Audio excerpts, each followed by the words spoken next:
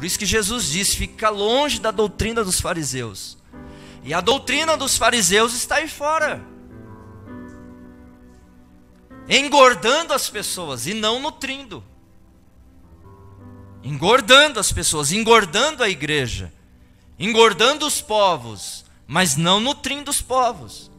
Porque a doutrina dos fariseus não é pão que desceu do céu. Pão que desceu do céu é Senhor Jesus Cristo.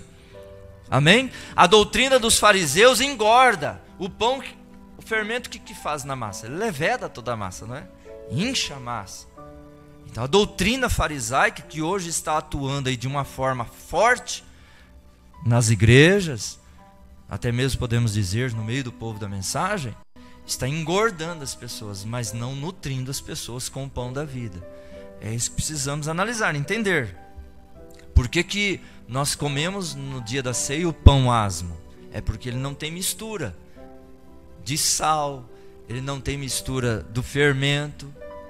Eu já ouvi dizer que tem pastores que misturam um pouquinho de azeite, porque a Bíblia fala do azeite, e misturam, fala do azeite, não toquei no vinho e nem no azeite de Apocalipse, né? Mas o vinho tem um símbolo, o vinho simboliza o estímulo e o azeite, o Espírito Santo. Então pastores, às vezes a interpretação mistura o pão da ceia com azeite, com sal, onde Jesus fala que nós somos o sal da terra, e não tem nada a ver. O pão asmo significa que o corpo da noiva está livre da doutrina dos fariseus. Esse é porque nós comemos, o motivo que nós comemos o pão asmo na Santa Ceia. E aqui em Êxodo capítulo 12, é uma leitura que é feita pelo diácono quando vai queimar o pão depois da Santa Ceia, que não se deve deixar para o dia de amanhã, até meia-noite o diácono tem que queimar o pão. Ele lê essa escritura: e eu passarei, Êxodo 12 a seguir. E eu passarei pela terra do Egito, esta noite ferirei todo o primogênito na terra do Egito, desde os homens até os animais. E sobre todos os deuses do Egito farei juízos, eu sou o Senhor. E aquele sangue vos será por sinal, nas casas em que estiverdes vendo, nas casas em que estiverdes vendo eu o sangue, passarei por cima de vós, e não haverá entre vós praga de mortandade, quando eu ferir a terra do Egito. E este dia vos será por memória, e celebrá-lo-ei por festa ao Senhor. Nas vossas gerações o celebrareis por estatuto perpétuo. Verso 15: 7 dias comereis pães asmos. Você sabe que 7 significa. Pães asmos significa, acabamos de falar. 7 dias comereis pães asmos. Versículo 19: por 7 dias não se ache nenhum fermento nas vossas casas. Porque qualquer que comer pão levedado, aquela alma será cortada da congregação de Israel, assim o estrangeiro como natural da terra.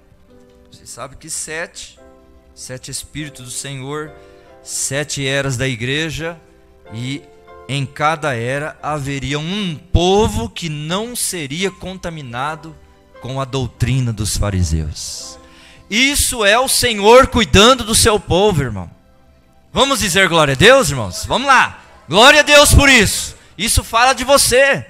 Isso fala de Deus cuidando de nós.